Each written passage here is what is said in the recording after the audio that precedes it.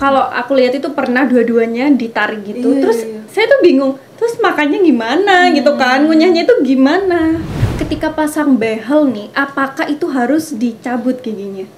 Oke, jadi masyarakat itu kan ketakutannya yang di awal adalah Oke deh, satu nih dok ya. Ini aku yakin banyak sekali teman-teman yang tanya, jadi pertanyaan semua kaum yang ingin pasang behel.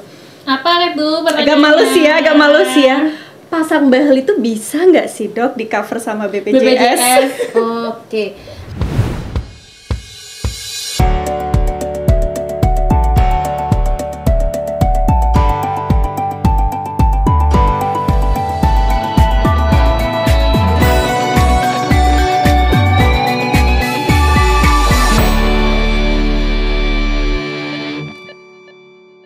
Hai, assalamualaikum Sobat Yasmin, senang sekali karena hari ini kita kedatangan tamu spesial yang pastinya ada dokter spesialis yang nggak cuma cantik tapi juga viral karena dia ini Ya, juga termasuk aduh. konten kreator gak sih?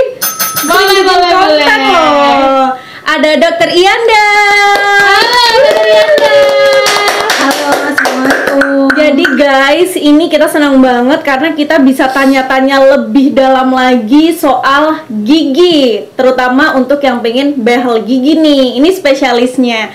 Jadi dok, kita ini kan bukan kita sih ya, aku sendiri nih maju mundur pengen pasang behel dok. Cuman maju Sama mundurnya itu tuh. takut, terus ada kendala biaya juga. Jadi pengen tahu nih step by stepnya pasang behel itu seperti apa sih dok? Oke, jadi sebenarnya kalau mau udah kepikiran nih mau pasang behel, ya pertama yang harus dilakukan adalah cari tahu dulu gitu. Sebelum kita mau konsultasi ke dokter mana, tapi cari tahu dulu ini enaknya ke dokter mana ya gitu. Jadi kan sekarang udah banyak banget informasi yang kita bisa cari di internet. Nah, itu sebaiknya kalau pasang behel ya ke spesialis ortodonti. Betul, Gitu. Cari dulu tuh di Google dokter spesialis ortodonti mana yang terdekat. Nanti kalau sudah ada yang paling dekat nih sama rumah, dikunjungilah dokternya untuk melakukan konsultasi gitu. Oke, pertama konsultasi. Terus? Konsultasi Terus apa lagi, dulu. Dok? Nah, itu setelah konsultasi nanti kan akan dijelaskan di ruang prakteknya. Ini rencana perawatannya diapain aja. Tapi untuk memastikan rencana perawatan yang tepat, yang dilakukan nanti adalah mencetak gigi. Gitu. Oke. Dicetak giginya, terus nanti akan diberikan surat rujukan foto ronsen. Ada 2 foto ronsen yang akan dilakukan, foto ronsen panoramik dan cefalometri. Nanti dari cetakan gigi dan kedua foto ronsen itu akan diolah atau dianalisa sama ortodontisnya untuk menegakkan rencana perawatan. Oke, Gitu. sebentar dokter, tanya dulu nih ya. Tadi kan agak asing gitu ya, panoramik itu seperti apa dokter? Foto panoramik itu foto Pemandangan. gigi. Bukan. Oh iya pemandangan dok, belum. itu di HP itu ada foto panoramik juga loh dok. Oh beda. Emang kalau panoramik kan di HP itu kayak panjang banget, Landscape. landscape panjang. Nah sama gigi juga gitu. Jadi di foto kelihatan seluruh gigi. Oh gitu. Dari Jadi selagi kayak ke sini ya. mampur panjang gitu ya dok? Panjang, Iya. jadi seluruh giginya kelihatan. Terus tulang penyangga giginya itu terutama yang akan oke, kita oke. lihat. Nanti kan kualitasnya apakah ada penurunan tulang, itu tuh yang akan kita analisa atau ortodontis analisa itunya. Jadi kualitas tulang dan apakah ada perbedaan ketinggian juga nih dari tulang rahang kanan dan kiri. Tapi sebenarnya untuk ACC boleh nggak nih kita behel pasien ini adalah dari foto panoramik itu juga tulangnya Oke. bagus atau enggak. Berarti itu hanya dimiliki sama dokter spesialis ortodontis. Sebenarnya sih memang itu adalah hal yang harus dilakukan. Prosedurnya dok. Ya gitu. Terus habis itu yang kedua ada juga nih yang harus dilakukan. Kebanyakan pasien-pasien itu taunya hanya foto panoramik aja. Padahal Padahal ada juga foto cefalometri. Nah, itu apa itu, Dok? Kalau foto Oh dokter itu ada yang di kontennya kita nggak sih? ya Waktu ada. itu ya. Benar. Jadi foto cefalometri itu foto kepala dari samping. oh, bentuk angle dari samping gitu ya. Tapi kan ronsen hitam putih kan, nanti itu kelihatan jaringan lunaknya, bibirnya itu seberapa maju. Gitu ya dok. Kelihatan tuh. bisa dimundurkan. Kylie Jenner ya kayaknya. Kalau dari pemeriksaan klinis atau kita lihat wajahnya aja kan kita cuma bisa ngelihat, oh ini kayaknya maju nih, kayaknya ini lurus atau kayaknya ini malah cekung profil wajah pasiennya gitu.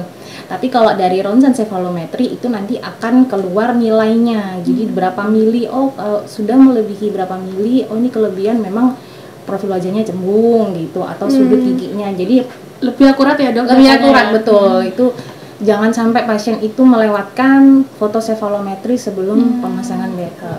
Oke, jadi tahap-tahapnya kayak gitu, barulah nanti ditentuin ya nanti pasang behelnya yang seperti apa gitu. Emang ada jenisnya, Dok? Ada jenisnya, tapi sebelum masuk ke pemasangan behel juga ini kalau ada gigi lubang ya ditambal dulu. Gitu. Terus Diperbaiki dulu ya dok intinya, diperbaiki dulu, dasar-dasarnya betul. itu. Terus kalau ada sisa akar ya harus kita buang atau kita cabut dulu gitu. Nanti kalau sudah kondisi giginya sudah bersih, tidak ada kegoyangan, itu barulah siap untuk di behel. Nah, jenis behelnya itu sebenarnya kalau kita ngomongin jenis perawatan ortodonti itu ada yang lepasan dan yang cekat behel Gimana itu.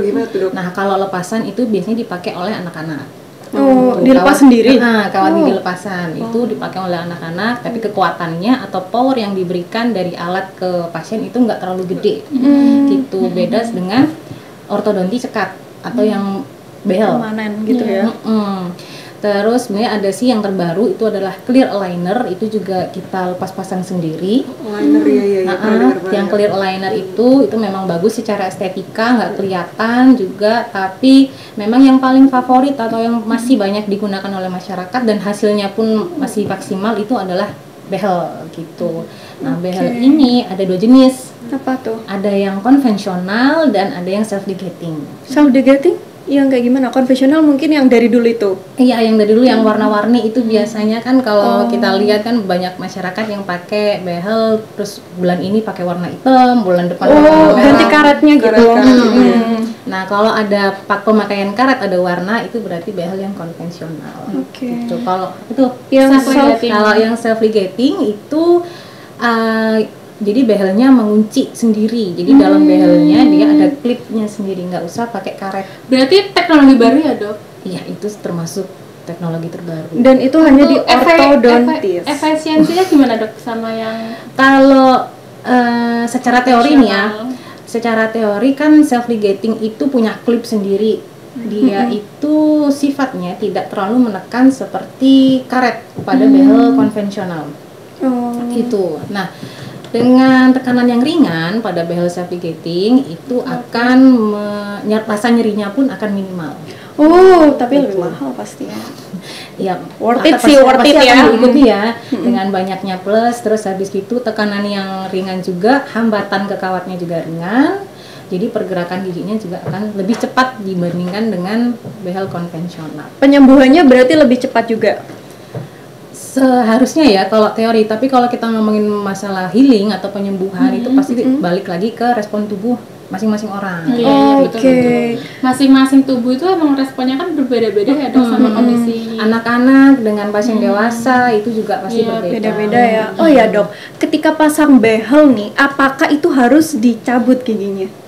Oke, jadi masyarakat itu kan ketakutannya yang di awal adalah takut cabut Iya, gigi, betul sih, dok gitu. itu. Banyak Sering kan nggak sih? DM di Yasmin Hospital itu kayak gitu. Nanti gimana men? Giginya dicabut gak kayak Nah, gitu? Oke. itu.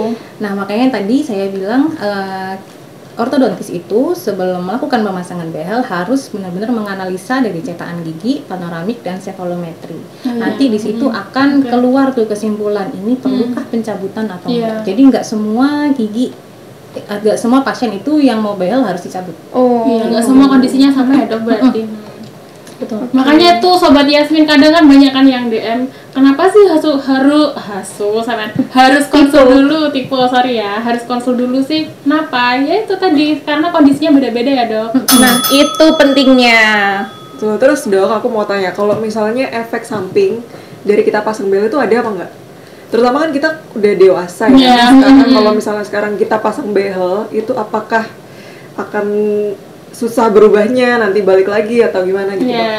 Oke. Perawatan behel itu memang harus ada efek sampingnya. Oh, Karena kan bagaimana kita menggerakkan gigi kalau nggak ada efek sampingnya. oke. Gitu. Jadi efek sampingnya ketika pemasangan behel adalah bukan pengrusakan sih ya, dirombak tulangnya. Jadi tulang penyangga Oke, gigi itu harus dirombak dulu oleh sel-sel. Terus nanti ketika giginya bergerak baru akan dibentuk lagi. Dan jadi itu adalah efek samping dari pemakaian behel. Nah, dengan adanya pengerombakan, pembentukan tulang itu akan timbul rasa nyeri pasti. Tapi nggak selama kita pasang behel selama 1 tahun, nyerinya 1 tahun enggak ya dok? Enggak, itu pun nyeri pasti bisa tertahan. Kalau nyerinya itu sampai kesakitan, itu berarti ada yang salah nih sama behelnya. Justru malah ada yang salah ya. Itu jadi seharusnya behel itu pasiennya enjoy, jadi jangan ada beban, karena kan memang behel itu pasti mengganggu, efek sampingnya juga mengganggu kan. Jadi waktu buka tutup mulut juga kayak ada yang ganjel, terus habis gitu makan suka nyangkut kan, itu adalah efek samping behel. Tapi kalau kita niat nih, emang yakin mau pasang behel untuk memperbaiki gigi gitu, ya enjoy aja gitu. Yang penting nyerinya itu nggak sampai yang kesakitan. Nah kalau kesakitan berarti ada yang salah gitu. Dok, saya penasaran deh, kalau di video-video TikTok itu ya bener nggak sih kalau kita pasang behel gusinya itu dibor? Itu bener dok? Dibor gimana nih? Dimasukkan alat atau? Nah, itu ada beberapa behel yang saya lihat itu kayak ada penyangganya gitu loh dok, jadi kayak ditarik gitu. Nah dia tuh Gini dok, akhirnya Kak Ria itu di gigi bagian gusi atasnya itu kayak Ada dilubangi terus ditempel di bor kayak gitu loh dok, terus sama gigi kayak bawahnya kayak di screw. Iya. apa ya namanya gitu gitu loh, enggak Dok. ya? Ada. Jadi dia kalau pas waktu kayak apa namanya mangapek gitu Ketarik. ketarik gitu ya. Ketarik gitu, jadi kayak ada jaring-jaring kayak karetnya gitu. Gitu. Apa itu dok? Itu adalah mini screw. Apa Mini screw, mini implan. Itu mini- fungsinya apa? dok? apa itu? biar Untuk apa? apa? Biar Giginya? apa? Nah sebenarnya mini screw itu adalah teknologi terbaru juga gitu. Itu adalah apa ya, penjangkar. Penjangkaran. Jadi behel itu harus ada gigi yang megangin. Jadi gigi itu nggak boleh bergerak gitu. Nah ada beberapa kasus yang gigi ini sendirian nih mengganggu Social distancing. Kasihan ya sendirian. Alon. jadi sendirian meganginya nggak kuat misalnya untuk menarik kita, misalnya nih pada kasus yang giginya maju kita butuh ya tarikan Ke ke belakang belakang ya. dengan tekanan yang besar gitu, dengan power yang besar, jadi kita bisa tambah mini screw di atas karena penjangkaran yang langsung ditanam ke tulang itu pasti lebih kuat dibandingkan kita pakai penjangkaran gigi gitu, takutnya malah gigi belakang yang maju ke depan. Oke, ya betul. Tapi itu nggak semua kasus gigi ketika di behel itu harus di mini screw itu. Enggak ya. Itu ya tergantung kasusnya Harus juga. parah. Yang parah Ya, itu. Nggak mesti parah juga sih, misalnya pada kasus yang gummy smile kita mau Gummy smile, oke. Jadi ditanam mini screw-nya di atas, kita mau naikin gigi, atau yang kita mau narik gigi depan ke belakang juga mini screw-nya ada di belakang. Jadi tergantung kasusnya. Cuman mini screw ya gitu ya, kekurangannya dia kan ini kekurangan buat beberapa Sakit banget. sakitnya Ya banget. ya enggak, nyerinya masih bisa tertahan karena kan kita harus bius dulu kan Iya, sebelum betul. tindakan. Cuman yang bikin sakit itu kayaknya penambahan biayanya nih. Ya, tambah bikin pusing sih. Tapi itu keluarin dari netizen kayaknya juga seperti Pasti. itu. Kalau aku lihat itu pernah dua-duanya ditarik gitu. Iya, Terus iya. saya tuh bingung. Terus makannya gimana gitu kan? Ngunyahnya itu gimana? Ya, Emang ada tekniknya sendiri. Tetap bisa ngunyah, cuman kan waktu awal-awal pemasangan atau kayak seminggu setelah kontrol itu pasti kemeng ya. Diva kan pernah ya pakai behel ya? Belum pernah. Next ya mungkin ya, next. Ke dokter Sela. Nah itu kemeng lah pasti. Jadi ada atau nggak ada mini screw itu pasti kemeng. Apa itu kembang dokter? Saya tahu ya. Kemeng itu apa ya dok? Kembang itu apa dokter? Hitam itu nggak sih bahasa usiknya hitam Cemeng itu? gitu, Cemeng. Oke. Dokter, ada nggak sih kasus pasang behel yang gagal? Dalam artian itu gini, dia itu harusnya 1 tahun, tapi karena dia itu malas ribet, susah sakit, nggak tahan, akhirnya dicepot. Itu ada nggak sih yang kayak gitu dok? Dilepas maksudnya. Kayaknya kebanyakan itu malah malas kontrol. Nah, Oke. Jadi behelnya Jadi waktu mau pasang semangat ya dok. Waktu kontrolnya itu males. kontrolnya males. Oke, Nah, oke. itu perlu ditanya Jadi kenapa? behelnya biasanya nih pasien-pasien akan eman, apa itu ya? Eman itu apa ya? Sayang. Sayang. Iya, kenapa? Mungkin mereka beranggapan gini dok, alah udah dipasang aja nggak perlu kontrol kayak gitu mungkin ya dok. Biasanya awal-awal tuh masih rajin kontrol, tapi kayak sudah 6 bulan apalagi di atas setahun itu memang sudah biasanya males. Kalau nggak kontrol berarti nggak dibersihan. Iya. Nah, itu. Terus makanya. kalau nggak kontrol kan tuh ya dok, nanti kan nggak tahu kayak perkembangannya kayak Iya, gitu ya dok. jadi nggak selesai-selesai kan. Jadi jangan sampai males, sampai ada rasa jenuh. Kalau udah jenuh, Iya, betul, behel betul. itu ya males sudah melanjutkan datang lagi. Emang Malah nanti nggak kontrol tuh- sesuai sama ekspektasi yang kita inginkan Iya, ya dok. Kalau kontrol tuh emang diapain sih dok? Biasanya? Tergantung kasusnya juga, kembali lagi. Kalau pada behel yang self ligating kan nggak pakai karet, Iya. jadi yang dilakukan ya paling hanya pergantian kawat. Kalau memang ada penambahan alat itu ya ada penambahan alat. Kalau yang konvensional ya pergantian karet, kawat, penambahan alat tergantung kasusnya. Emang kalau behel konvensional sama self ligating itu durasinya gimana dok? Lebih cepat yang mana atau lebih Kalau- efektifan yang mana? Oke, kalau secara teori ya, Iya. kan kita juga melihat dari bentuknya yang minim hambatan itu adalah self ligating kan. Yang terbaru tadi ya dok. Nah, dengan adanya minim hambatan, pergerakan giginya cepat, berarti perawatannya juga akan lebih singkat dibandingkan Oke konvensional. oke. Oke, emang jarak kontrol berapa lama biasanya dokter? Kalau self ligating itu kita bisa bikin 2 bulan sekali, oke. Karena kan dia lebih bersih dibandingkan yang konvensional itu, lebih higienis kan. Jadi kontrolnya bisa lebih panjang. Terus kalau yang konvensional wajib sebulan sekali kita harus ganti karet. Oke, sekarang nih dok, fakta apa mitos nih pasang behel gigi itu bisa merubah bentuk rahang? Oke, memang kan pergerakan gigi itu akan diikuti dengan perubahan rahang. Oke. Gitu. Jadi rahang biasanya pada gigi yang maju ya.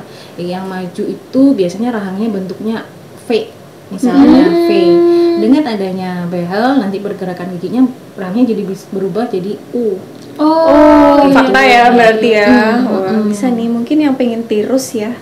Kalau Salah satu tirus solusinya beda lagi ya. beda ya. Terus kalau tirus beda lagi Mbak Ria. Kalau tirus itu mungkin bisa disebabkan karena gigi yang ada gigi yang apa ya itu lebih menyatu gitu.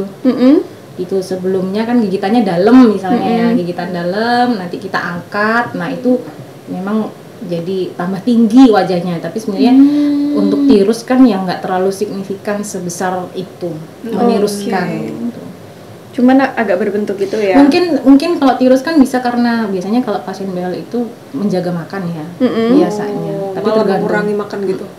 karena males mungkin ya, Karena kesakitan itu atau kesusahan gitu, enggak ya? karena bisa sakit, tapi sakit juga kebanyakan pasien-pasien kalau anak-anak itu mereka tetap makan seperti biasa. Tapi kalau pasien yang cewek-cewek itu Iya. biasanya menjaga karena males copot.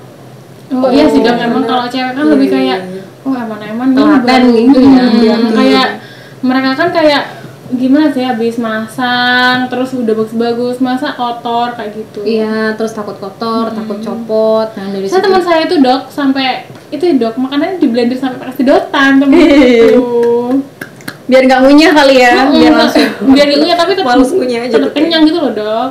nggak usah sebenarnya ya. Kalau Kayak gitu tuh malah nggak usah ya dok. ya makanya itu tadi saya bilang kalau pakai behel itu harus enjoy. Jadi tetap makan apapun Nggak aja, dianggap nikmatin kayak beban aja. banget gitu ya dok.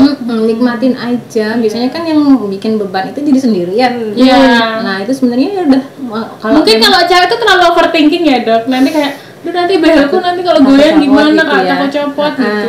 Sebenarnya nggak usah di blender, kita makan mie ayam itu kan juga empuk. Iya yang kumpul gitu ya dok. Terus nggak perlu bubur juga, nasi yang berkuah, terus kayak lontong itu kan juga lembut. Iya sih ya. dok. Kan banyak tuh. Habis pakai behel, habis masang behel itu makannya bubur seminggu gitu. Ya kalau nggak perlu sih, kalau menurut saya nggak perlu sampai segitunya. Dok, ini bener nggak sih? Aku juga penasaran juga ya, karena sebelumnya kan jarang juga ngobrol sama anak-anak yang berbehel. Cuman ya, saya tahu di TikTok tuh kenapa sih pada bilang ih bau nafas orang yang pasang behel itu nggak enak, kenapa selalu bau? Emang selalu apa karena dia kurang menjaga kebersihan, apa memang orang yang pasang behel itu selalu bau mulut? Enggak, itu kenapa itu enggak, ini ya, itu jelas-jelas kebersihan mulut dari pasiennya. Iya, dari pribadi masing-masing mungkin ya dok. Gitu ya. Gitu. Mungkin Ada- jarang kontrol tadi ya. jarang kontrol bisa, atau saking overthinkingnya tadi, jadi sikat giginya itu nggak mau Oh, iya, betul, bener-bener Dok. dibersihin. Sikat giginya beda ya kalau yang berbehel Khusus gitu? ya dok berarti kayak gitu. Ada sikat gigi khusus, tapi kalau memang pakai sikat gigi biasa juga boleh, tapi caranya berbeda. Tapi memang banyak perintilannya, jadi ada sikat gigi yang biasa itu, yang apa tuh namanya, yang sikat gigi kayak kita. Iya. Ada yang pakai benang juga, terus ada yang sikat interdental, jadi banyak perintilannya, tapi ya nggak selama itu sikat giginya. Yang penting kan bersih, karena kalau behelnya kotor itu juga akan gampang copot. Oh, ya nggak maksimal malahan ya. Mm. Oke ya, satu nih dok ya. Ini aku yakin banyak sekali teman-teman yang tanya, jadi pertanyaan semua kaum yang ingin pasang behel. Apa itu Agak malus ya. Pasang behel itu bisa nggak sih dok di cover sama BPJS? Oke, nah sayangnya perawatan ortodonti belum bisa ditanggung oleh BPJS. Dengerin ya, nggak bisa di cover BPJS guys. Jadi kita mungkin ya ada rezeki bisa nabung kalau emang Boleh. punya niatan untuk pasang behel gitu ya dok. Ya jangan, nggak perlu terburu-buru. Mm-mm. Menurutku, kalau memang sudah ngelihat podcast ini nih, udah ada gambaran atau udah pernah lihat TikTok mana, sudah tahu kalau oh pasang behel harusnya ke ortodontis. Gitu, apalagi ini kan berhubungan namanya kesehatan ya. Jadi behel itu bukan hanya gaya-gayaan aja, Iya, betul. dengerin. tapi Real. ini ya memang berhubungan dengan kesehatan. Jadi kalau berhubungan dengan kesehatan ya carilah yang terbaik gitu kan seharusnya. Nah, Gitu. itu tadi dok. Kasih Kasih malah kalau nggak di ahlinya kan malah jadinya itu nggak sesuai sama yang kita pengenin gitu loh, Itu Dok. kerjanya malah 2 kali biasanya. Malah pengennya itu murah biasanya, tapi malah nanti hasilnya nggak sesuai, ganti dokter lagi, Iya, ganti dokter lagi. itu. Nah 2 kali. Nah itu dok, mungkin bisa dijelaskan nih ke yang nonton, kasih alasan kenapa kita kalau pasang behel itu harus ke spesialis iya, ortodontis. Oke. Karena spesialis ortodonti itu kan mendalami nih, lebih mendalami. Jadi kita sudah kuliah dokter gigi umum, kita dapat ortodonti dasar gitu kan. Yang kalau S1 itu dokter gigi umumnya sebenarnya perawatan ortodontinya adalah perawatan ortodonti lepasan ke anak-anak gitu. Jadi tidak diajari mengenai perawatan ortodonti cekat gitu. Jadi makanya itulah kenapa alasan ortodontis sekolah lagi, karena memang kurang ilmunya ketika didapatkan di S1. Kan S1 hanya lepasan ortodonti dasar. Kedokteran gigi umum ya dok. Itu kan kurang, jadi kita kuliah lagi untuk mendalami mengenai ortodonti cekat, karena itu memang jauh lebih rumit dibandingkan dengan ortodonti lepasan. Jadi emang nggak semuanya itu kayak tahu dalam bidang ahli tersebut ya dok, kayak contohnya itu kayak lebih spesialisnya lagi gitu ya dok. Lebih Kalau spesialisnya. yang dokter gigi umum kan mungkin tahu tapi kurang apa dokter mendalami gitu ya dok maksudnya. Memang karena kompetensinya terbatas Iya. kan gitu. Dulu aja waktu S1 dokter gigi umum juga perawatan ortodonti lepasan sampai 2 tahun. Gitu. Jadi Apalagi yang spesialis ya dok. ya itu kan memang belum kita tuh sama sekali tidak diajari mengenai ortodonti cekat. Jadi itulah alasan kalau memang mau perawatan behel ya datanglah ke dokter Spesialis yang ortodontis. memang mendalami Iya. apa masalah atau kasus kami. Oke, closing statement nih buat mereka-mereka yang mungkin masih berpikiran untuk behel abal-abal. Kasih closing statement nih dok. Oke. Jadi untuk semua kawan-kawan, sobat Yasmin ya, Sobat Yasmin dokter. sobat Yasmin, sobat apalagi ya seluruh masyarakat pokoknya. di luar sana, kalau memang mau perawatan behel, memang sebaiknya kunjungilah ortodontis gitu. Karena nggak perlu terburu-buru. Jadi misalnya sudah ada pandangan untuk melakukan perawatan behel, ya udah nabung aja dulu, nggak masalah. Jadi Jangan nggak- berkecil hati ya dok. jangan jangan nggak di terburu-buru. cover BPJS kan kita harus nabung dulu Boleh. biar hasilnya nanti maksimal gitu ya dok. Karena Sabar dulu. perawatan yang abal-abal atau perawatan ortodonti yang murah itu biasanya akan diikuti dengan hasil yang kurang maksimal juga. Iya, betul. Hasil yang kurang maksimal nanti kok gini, nanti Nggak mau worth it-nya jadinya. mau perawatan lagi ke ortodontis kan akan keluar biaya 2 kali. betul, Gitu. betul. Jadi Sobat Yasmin sabar aja dulu. Kalau memang tabungannya belum cukup, ya kumpulin dulu nggak nabung apa-apa. lagi Nabung lagi, jangan demi terburu-buru. kesehatan gigi kita. Jangan tergesa-gesa kalau menyangkut masalah kesehatan. Ya, demi gigi makin estetik. Oke dok, obrolannya seru banget, ilmunya juga. Waduh, ini punya wawasan baru tentang perbehelan. Oke deh guys, jadi kapan nih kita mau pasang behel? Jadi kapan? Besok nggak sih? Besok. Kayaknya minggu depan deh. Soalnya Hari tabunganku cukupnya minggu depan. Oke, kalau gitu kita nabung dulu buat pasang behel. Oke Jangan dok, lupa nabung dari sekarang. bye bye. Karena detik.